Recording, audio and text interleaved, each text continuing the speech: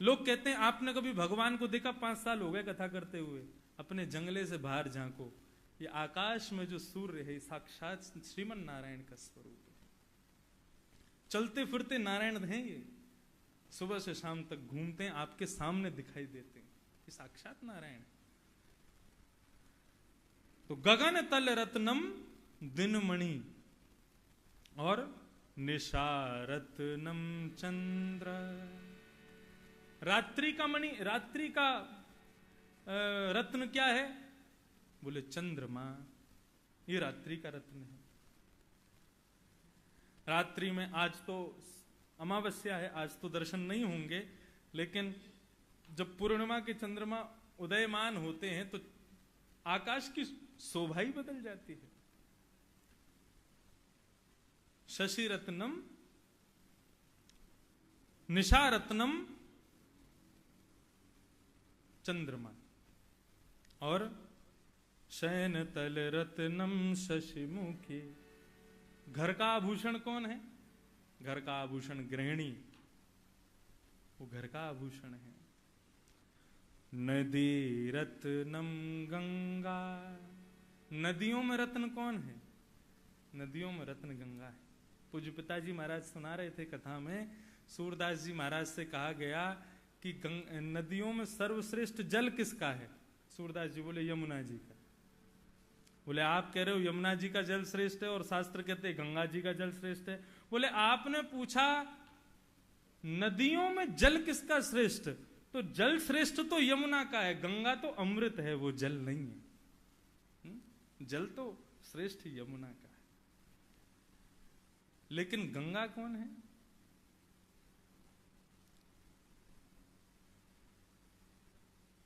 गंगे गंगेति यो ब्रूयात यो जनानाम सतैरपि मुच्यते सर्व पापेभ्यो विष्णु लोकम स गच्छति।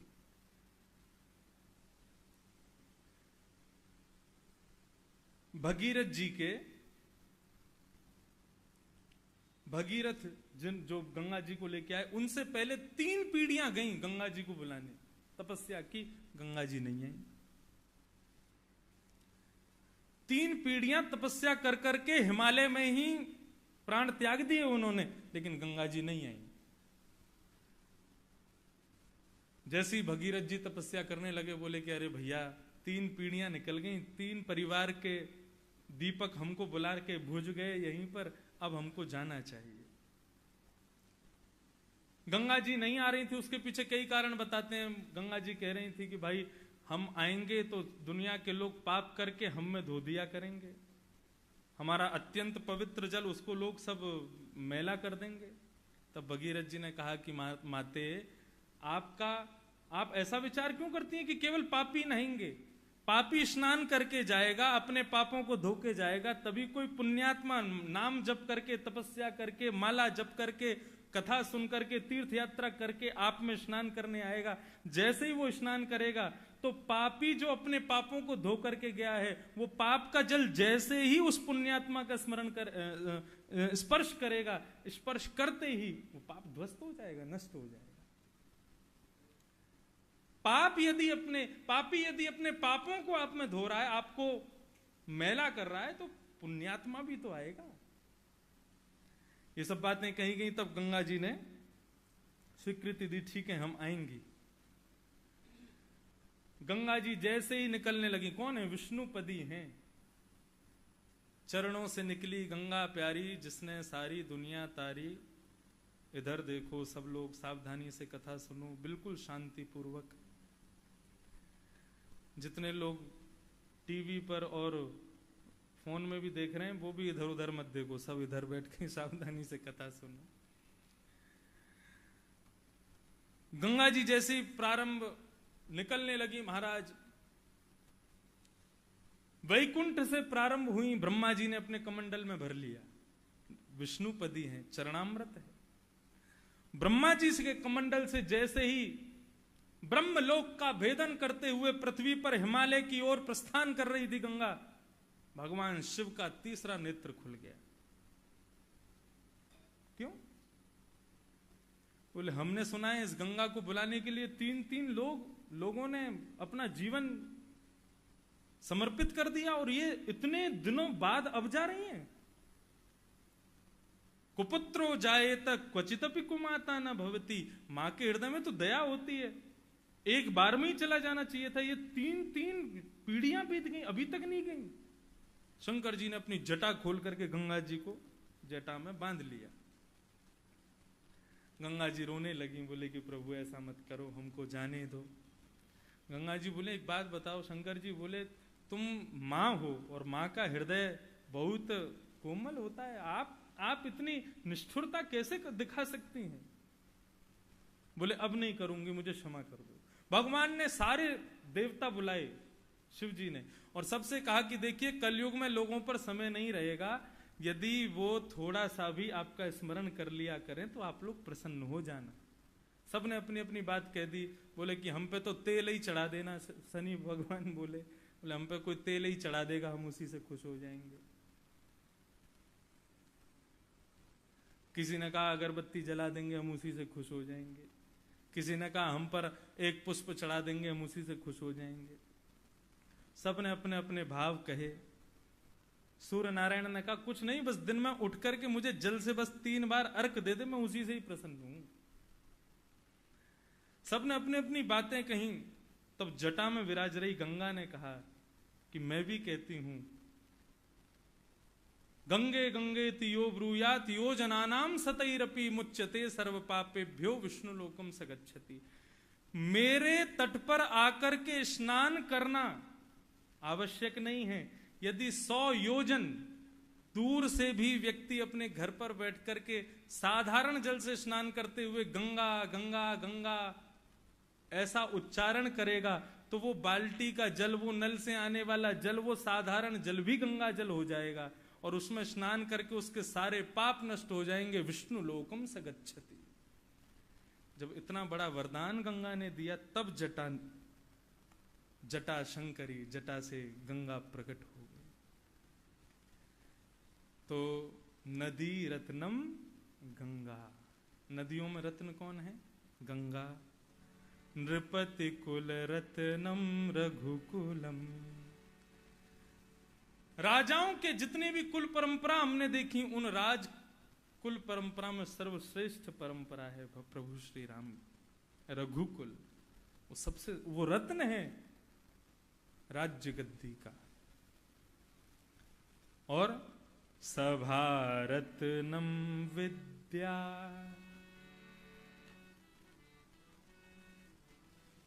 यहां बैठ जाओ, इधर बैठ जाओ। सभा रत्नम विद्या। सभा का रत्न क्या है? 4 लोगों से लेकर के 4 लाख लोग एकत्रित हों, उसको सभा ही कहा जाता है। सभा का रत्न है विद्या।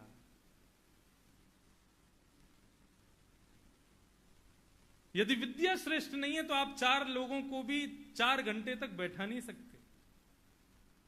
4 घंटे में कभी भजन गाने पढ़ेंगे, कभी कुछ शास्त्र से विलग कुछ बात कहनी पड़ेंगी उनका मन लुभाने के लिए। लेकिन विद्या श्रेष्ठ है तो शास्त्र को छोड़ना ही नहीं है। सभा का रत्न है विद्या। श्री कालिदास जी एक बार कुछ, वो पूरी कथा तो हम नहीं कहेंगे, केवल एक मुख्य बात कह देते हैं। कालिदास जी जिस क्षेत्र में रहते थे, जिस नगर में रहते थे, किसी कारणवश उस नगर को छोड़ के चले गए। वहां का राजा उनका शिष्य था।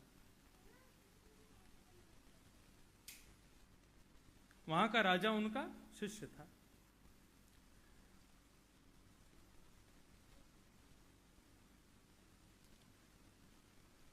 तो राजा ने अपने गुरुदेव का स्मरण करते हुए, बहुत सावधानी से सुनिएगा,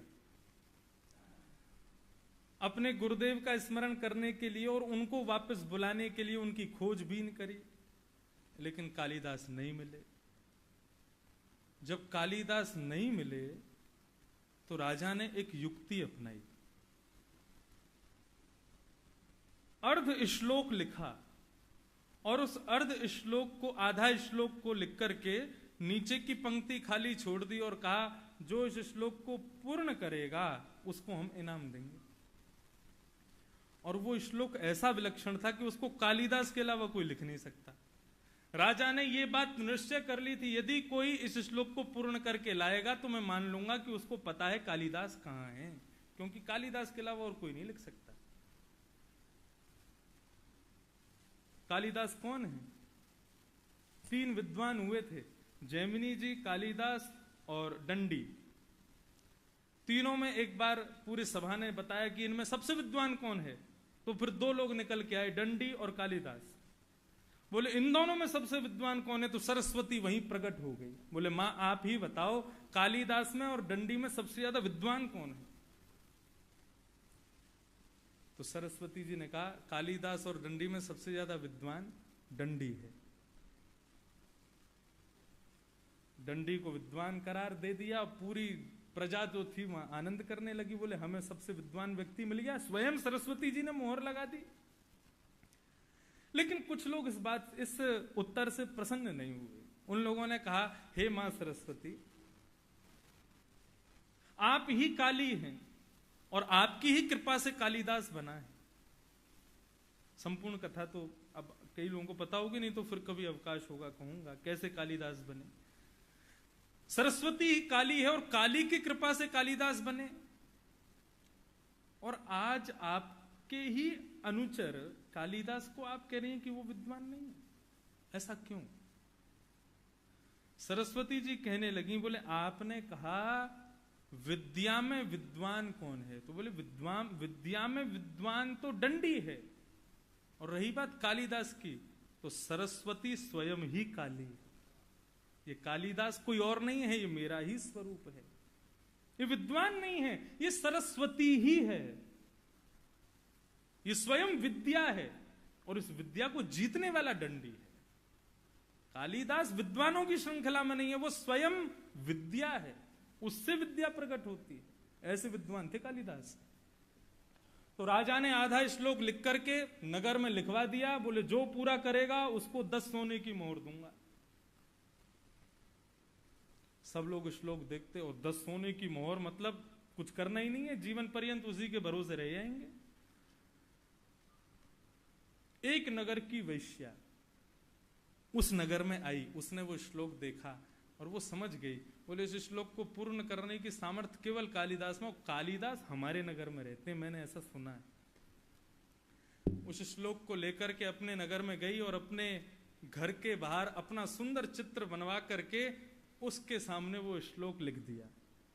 श्लोक क्या है? कमले कमलोत्पत्ति श्रूयते न तु दृश्यते। श्लोक क्या है? राजा ने लिखा है कमले कमलोत्पत्ति श्रूयते न तु दृश्यते। कमल से कमल उत्पन्न होता है, ये केवल सुना गया है, देखा कभी नहीं गया। आपने कभी देखा कमल में से कोई और कमल निकल गया हो? कभी देखा? वही बात सोने में सुहागा, कभी देखा? केवल सुना ही गया है। तो राजा ने कहा कमल से कमल उत्पन्न होना, यह बात केवल कही जाती है, इसका कोई प्रमाण नहीं है, किसी ने देखा नहीं है। श्लोक वैश्या ने अपने घर के बाहर लिख दिया और श्लोक से पहले अपना सुंदर चित्र बनवाया। कालिदास एक दिन ऐसी भ्रमण कर रहे थे। भ्रमण करते हुए उस नगर में उस वैश्या के घर के सामने से निकले तो श्लोक को देखा, श्लोक को पढ़ा। श्लोक को पढ़ने के बाद उस वैश्या के चित्र को देखा, और चित्र को देख करके कालिदास ने तुरंत कलम उठाई और उसके ऊपर चढ़ गए, और वहां खड़े होकर के उन्होंने उस श्लोक को पूर्ण किया। कमले कमलोत्पत्ति श्रूयते न तु दृश्यते। कालिदास नीचे लिखते हैं बाले तब मुखाम भोज कथ इंद्रवरद्वयम। श्लोक की पूर्ति कैसे की? कालिदास कह रहे हैं कमल से कमल उत्पत्ति होती है, ये केवल सुना गया है, देखा नहीं गया। कालिदास ने चित्र को देख करके लिखा है हे बाले, हे बालिके, तुम्हारे मुख रूपी कमल पर 2 कमल रूपी नयन प्रकट हुए हैं, ये कमल से कमल उत्पन्न हुए तो हैं। तुम कैसे कह सकती हो कि कमल से कमल उत्पन्न नहीं होता? हम उस वैश्या को क्यों लें? हमारे गिरधर लाल का मुख कमल है और उस मुख कमल पर 2 कमल नयन है ना, कमल पर कमल उत्पन्न। सभा रत्नम विद्या, सभा का रत्न क्या है? विद्या। और श्रवण तल रत्नम हरि कथा, कानों का रत्न ये कुंडल नहीं है, कानों का रत्न। श्रवण पुटेशु संव्रतम, पूज्य पिताजी महाराज कह रहे थे। मैं अपनी कथा में कहा करता हूं, भैया ये 2 दोने मिले हैं और दोना चांदी की कटोरी मुझको आप दो, तो खाली पड़ी रहे तो क्या शोभा, उसमें बढ़िया खीर होनी चाहिए ना, तभी तो चांदी की कटोरी का फायदा है। भगवान ने 2 तुमको बढ़िया, ये देखो, ना चांदी के, ना सोने के, ना किसी के, अलग ही धातु के हैं, 5 तत्वों के कान दिए भगवान ने, कितने सुंदर दोना दिए हैं। लेकिन यह दोना में तुम खीर भरोगे तो कान बर्बाद है जाएगा। ये दोना काय के लिए दियो है?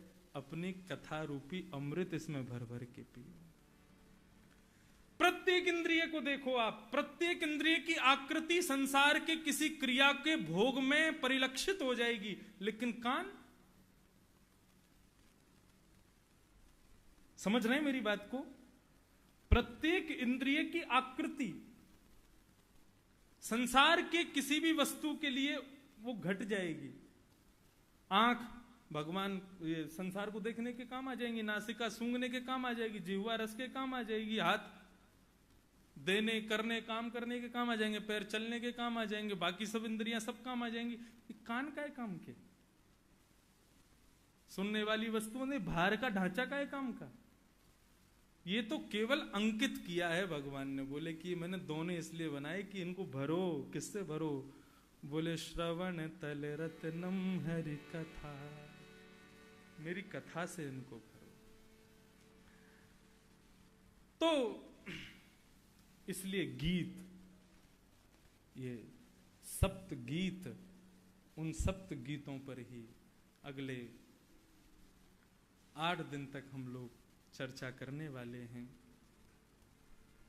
आइए रुद्र गीत की ओर हम लोग प्रस्थान करें। रुद्र गीत की पहले भूमिका सुने, भगवान शिव ने कैसे कैसे इसको गाया। मैंने भी पहली बार आज कह रहा हूं रुद्र गीत, आज तक मैंने भी कथाओं में, क्योंकि समय का अभाव ऐसा रहता है कि हम कह ही नहीं पाते। और मैंने रात्रि भर में अनेक विद्वानों की पुस्तकें मेरे पास हैं, मैंने सबके भाव देखे, लेकिन रुद्र गीत पर किसी ने विशेष विवेचना कोई नहीं कर पाया। की होंगी शायद मेरे अवलोकन में नहीं आई, लेकिन रुद्र गीत बहुत सुंदर है, जब पढ़ा तब पता चला।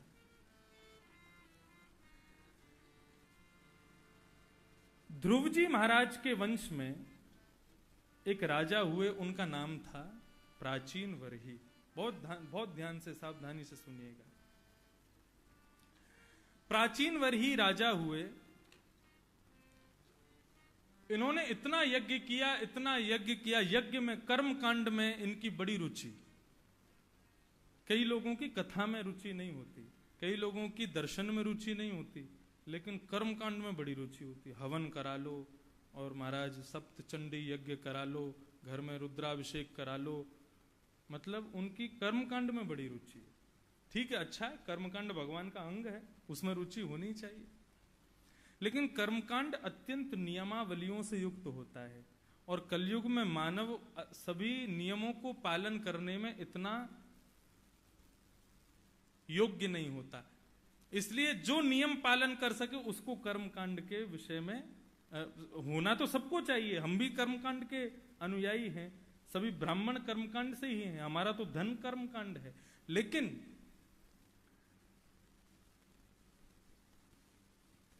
ये भक्ति, ये भगवान की कथा स्वरूप, यहां नियम उतने नहीं होते। यहां तो आप कैसे भी बैठो, खूब खाओ पियो, आनंद से बैठ के बस सुनो। कर्मकांड में आपको क्रिया करनी है, यहां पर आपको बता दिया जाएगा, अब खुद करो, अब खुद समझो। वहां जीवन शैली कैसे बनाए वो सिखाया जाता है यहां पर। तो प्राचीन वर्ही राजा की कर्मकांड में बड़ी रुचि थी, यज्ञ करते थे, इतने यज्ञ करते थे कि उनके यज्ञ करने की वजह से जो कुशा थी वो पूर्व की ओर झुक गई अधिकतर, इसलिए उनका नाम प्राचीन वर ही पड़ गया। यज्ञ तो करते थे, लेकिन कैसे करते थे? यज्ञेषु वितन्वतः, हिंसात्मक यज्ञ करते थे। अपने यज्ञ के माध्यम से देवताओं को प्रसन्न करने के लिए पशु वध कर देते थे, और जो कि उत्तम बात नहीं है। नारद जी ने आकर के उनको समझाया, बोले राजन ये तुम सही नहीं करते हो, ये पशु वध करके तुम कौन से देवता को प्रसन्न करना चाहते हो? उन्होंने कहा कि आकाश में देखो, जितने जानवरों को तुमने मारा सब तुम्हारी प्रतीक्षा कर रहे हैं। हम जिस किसी को भी कष्ट पहुंचाते हैं, जिस जीव को, वो या तो जीते जी उसी जन्म में हमसे बदला ले लेगा, नहीं तो वो हमारी प्रतीक्षा कर रहा है, आओ तुम्हारा भोग हम लगाएंगे, तुमने हमारा लगाया। प्राचीन वरी राजा को नारद जी ने समझाया, वो नहीं माने। यज्ञ करने के लिए साफ सुथरे बन के नहा धो करके जाते थे, लौट करके आते खून में लथपथ।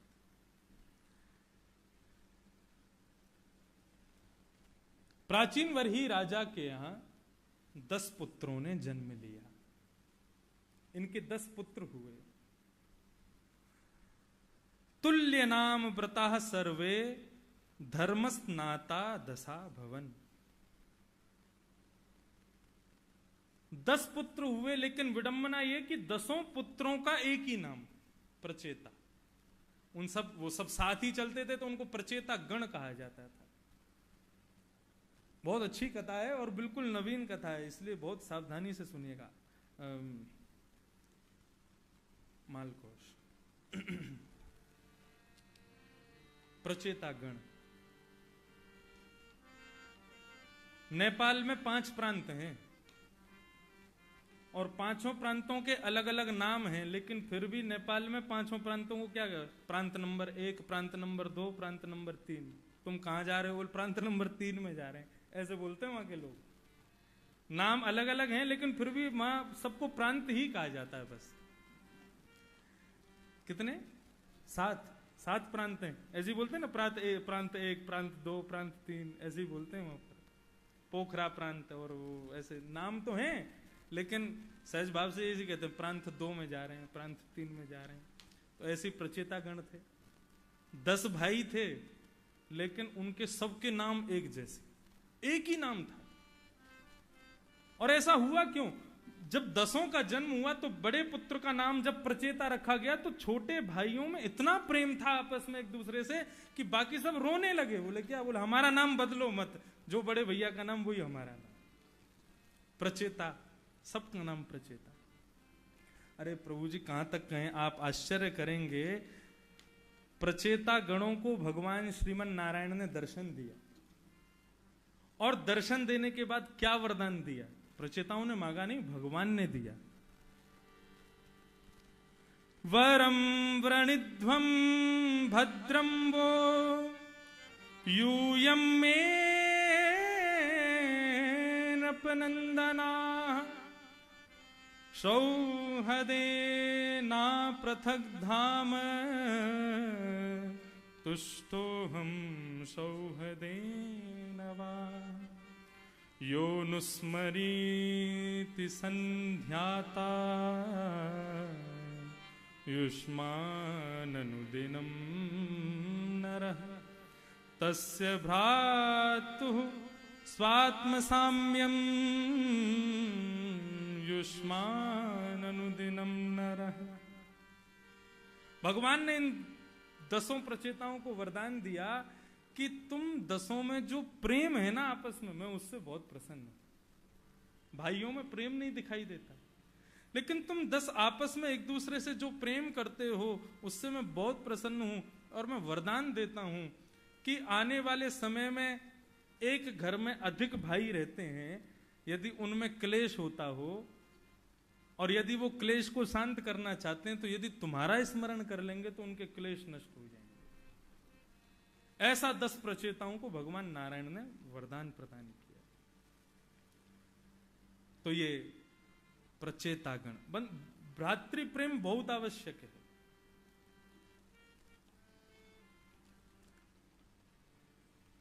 रावण मरकर के धरती पर गिर गया, प्रभु श्री राम खड़े हुए उसके सामने जाकर के, तो रावण हाथ जोड़ करके कहता है, मैं हर चीज में आपसे आगे हूं, बल में आपसे आगे, बहुत बलवान हूं मैं, साम्राज्य में आपसे आगे। आप अयोध्या नगरी के राजा होंगे, मैं स्वर्ण की नगरी लंका का राजा हूं। आप क्षत्रिय कुल हैं, क्षत्रिय कुल भूषण हैं, मैं ब्राह्मण कुल भूषण हूं, मैं ब्राह्मण हूं। आप दशरथ नंदन हैं, मेरे दादाजी पुलस्त्य ऋषि हैं। मेरे यहां पर 33 करोड़ देवता सेवा करते हैं, हर चीज में आगे। आपका एक मुख है, मेरे 10 मुख हैं। अब इसका भाव ये मत ले लेना, बताओ इंद्रेश जी रावण को राम जी से श्रेष्ठ बता रहे थे। लोग आधी बातों पे ही कुछ भी बोल देते हैं। फिर आप यदि बात करें वैकुंठ की, तो वैकुंठ में जय विजय और भगवान में भेद नहीं बता सकते आप, एक से दिखते हैं। जय विजय की भी 4 भुजाएं और भगवान की भी 4 भुजा। भगवान का केवल और केवल उनका जो पता कैसे चले कि भगवान है, तो कौस्तुभ मणि, यहां पर भृगु ऋषि के पाद चिन्ह और कस्तूरी की महक, ये 3 चीजों से आप बता सकते हैं कि ये भगवान है, बाकी सब उनके अनुचर हैं। रावण कहता मैं हर चीज में आपसे आगे, लेकिन फिर भी आज मेरी पराजय क्यों हुई? क्यों? क्योंकि मैंने अपने छोटे भाई को घर से निकाल दिया, उससे प्रेम नहीं किया। और आपकी विजय क्यों हुई? क्योंकि आपके तीनों भाई आपको भगवत स्वरूप मान के आपका भजन करते। भरत, लक्ष्मण, शत्रुघ्न, एक भाई तो यहां सेवा में रत है और 2 भाई 14 वर्षों से अयोध्या में आपकी तपस्या सेवा कर रहे हैं। भ्रातृ प्रेम का बल आज आपके बानर बल से आप नहीं जीते, आप अपने बल से नहीं जीते, आप केवल अपने भ्रातृ प्रेम की वजह से आज जीत गए हो, और मैं भ्रातृ द्वेष की वजह से आज हार गया। ये बात कह करके रावण परधाम चला गया। तो भ्रातृ प्रेम बहुत जरूरी है, भाइयों में प्रेम होना चाहिए। तो ये प्रचेता गण 10 भाई, इन्होंने अपने पिताजी के यज्ञ, हिंसात्मक यज्ञ से ये भी दुखी हो गए, और इन्होंने एक दिन पिताजी से कहा, पिताजी हमको कहना तो नहीं चाहिए, लेकिन आप जो हिंसात्मक यज्ञ करते हैं इसको मत कीजिए, बंद कर दीजिए। प्राचीन वरी राजा कहने लगे, अच्छा हमको ज्ञान देते हो, हमसे सीखे और हमको ही ज्ञान दे रहे हो, चलो चलो अपना काम करो, भजन में मन लगाओ। गुरुर आज्ञा गरीयसी, पिता की आज्ञा का पालन करना चाहिए, और आज्ञा मान करके 10 प्रचेता वन में चले गए। बहुत सावधानी से सुनो, आसावरी। 10 प्रचेता वन में जा रहे थे। वन में भ्रमण करते करते जाने लगे, तभी समुद्र किनारे पहुंचे। तो समुद्र किनारे उन्होंने एक सरोवर को देखा। सरोवर कैसा? सरोवर में नील कमल, दंत कमल, स्वर्ण कमल, चांदी के कमल, दुनिया में जितने कमल हैं सब कमलों से युक्त वो सरोवर। और इतना विशाल सरोवर कि मानो ऐसा लग रहा हो कि कोई समुद्र है क्या। अनुभव कीजिएगा उस परिस्थिति को, ये रुद्र गीत की भूमिका है। कमलों को देख करके 10 प्रचेता रुक गए, देखने लगे, बोले ये क्या हो रहा है। इतने में ही क्या हुआ, डुमडुमियां बजने लगी, मृदंग बजने लगे, कांसे बजने लगे, सुंदर सितार वादन होने लगा, अप्सराएं नृत्य करने लगी, गाजे बाजे बजने लगे, आकाश मार्ग से पुष्प वर्षण होने लगा। प्रचेता बोले हो क्या रहा है। और तभी उस कमल सरोवर के मध्य से अपने अनुचरों को लेकर के भगवान शिव का प्रादुर्भाव होता है। बोलो देवादिदेव महादेव शंकर भगवान की। भगवान शिव का प्रादुर्भाव हुआ। श्रीमद् भागवत में यहां भगवान रुद्र प्रकट हो रहे हैं, शिव प्रकट हो रहे हैं, उनका जो स्वरूप का वर्णन किया गया है अद्भुत। रुद्राष्टाध्यायी में एक श्लोक है, वो श्लोक और भागवत का जो स्वरूप बताया वो दोनों समान है। कैसे लग रहे हैं कि ध्याये नित्यम महेशम रजत गिरनिभम चारु चंद्रावतम शम। सब लोग हाथ जोड़ के शंकर जी का ध्यान करो।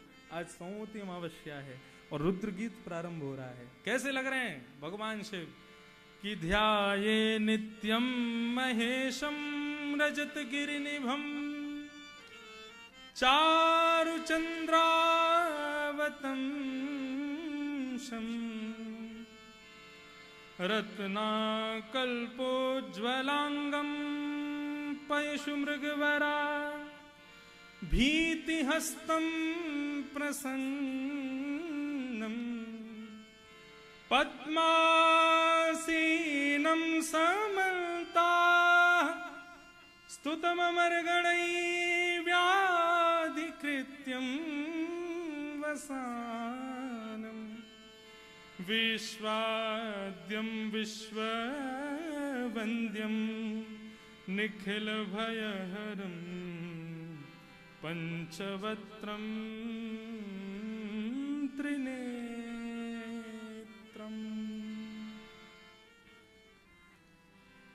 प्रचेता गणों के सामने जब ऐसा अनुभव होने लगा, मृदंग बजने लगे, गाजे बाजे बजने लगे, सुंदर सुगंधी आने लगी, तभी उन्होंने देखा कमल उस सरोवर के मध्य में से अपने अनुचरों को लेकर के भगवान शिव प्रकट हो रहे हैं। वर्णन करते हैं कैसे हैं शिव, कैसा स्वरूप है उनका, अनुभव कीजिएगा, अपने हृदय पटल पर उस छवि को स्थापित कीजिएगा।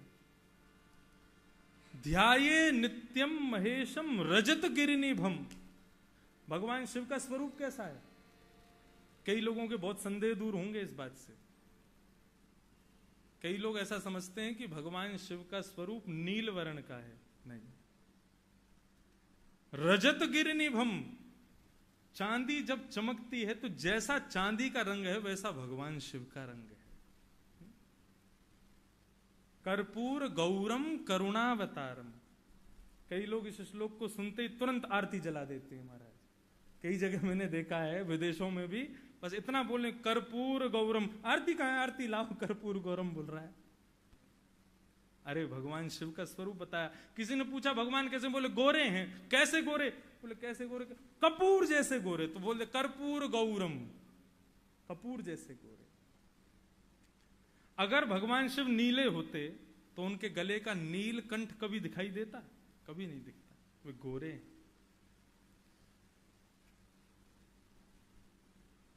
ध्याये नित्यम महेशम रजत गिरिनिभम।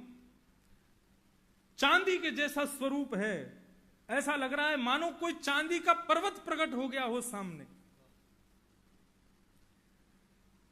प्रचेताओं के भाग्य की सराहना करनी पड़ेगी, कैसा सुंदर स्वरूप दिख रहा है। और ध्याये नित्यम महेशम रजत गिरिनिभम चारु चंद्रावतंशम। कैसे हैं भगवान शिव? बोले द्वितीया के चंद्रमा को मस्तिष्क पर धारण किया।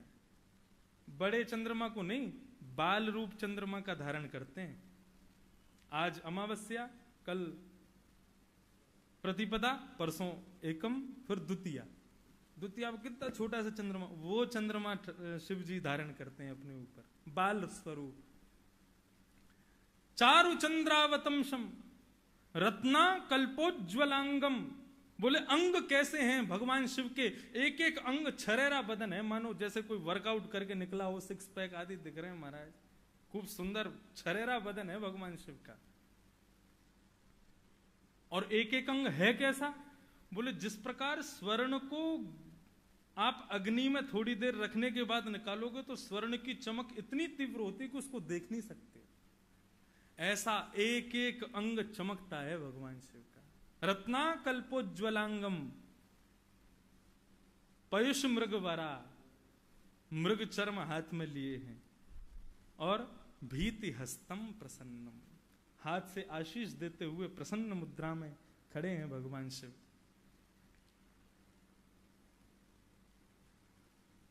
पद्मासीनम समन्ताः, अब दो भाव हैं। भगवान शिव कमल के आसन पर बैठे हैं, और या फिर दूसरा भाव कहा जाए पद्मासन मुद्रा में बैठे। भगवान कभी भी हमारी तरह आलती मार पाल के नहीं बैठते। भगवान कैसे बैठते हैं? पद्मासन में बैठते हैं। दोनों पैर के तलवे ऊपर की ओर दिखेंगे, एक पैर ये भी ऊपर और दूसरा पैर यहां पर ऊपर, ये पद्मासन है, ऐसे बैठते हैं भगवान। तो पद्मासीनम समन्ताः स्तुतम अमर गणैः, देवता सब उनकी स्तुति गा रहे हैं। स्तुतम अमर गणैः व्याधि कृत्यम वसानम विश्वाद्यम विश्ववंद्यम। भगवान शिव विश्ववंद्य हैं। हमारे श्रीमन नारायण भगवान हैं तो ये भी विश्ववंद्य हैं, लेकिन राक्षस सब इनसे लड़ने को ही चाहते हैं, और कई राक्षस तो भगवान शिव के तो सेवक भी हैं।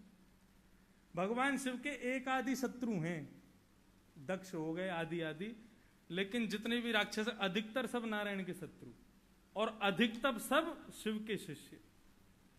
तो विश्वाद्यम विश्ववंद्यम, विश्ववंद्यम एक बार को हमारे श्रीमन नारायण भगवान है तो सही, लेकिन पॉपुलैरिटी भगवान शिव की ज्यादा है। विश्ववंद्यम निखिल भय हरम, पूरे ब्रह्मांड के भय को नाश करने वाले। पंचवक्त्रम, 5 मुख हैं भगवान शिव के, 1 2 3 4 5 पंचमुख।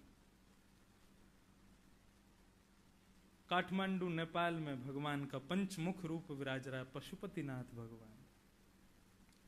केदारनाथ भगवान जो है ये भगवान शिव की कमर है, और मुख कहां है उस कमर का? वो गुफा में घुस रहे थे, भीम ने पकड़ लिया था, तो कमर रह गई केदारनाथ में, मुख निकला पशुपतिनाथ में, नेपाल में हिमालय में जाकर के। तो पंचवक्त्रम त्रिनेत्रम, 3 नेत्र हैं। ऐसे भगवान शिव पर्वताकार रूप धारण करके विशाल विकराल स्वरूप में प्रचेता गणों के सामने प्रकट हो गए।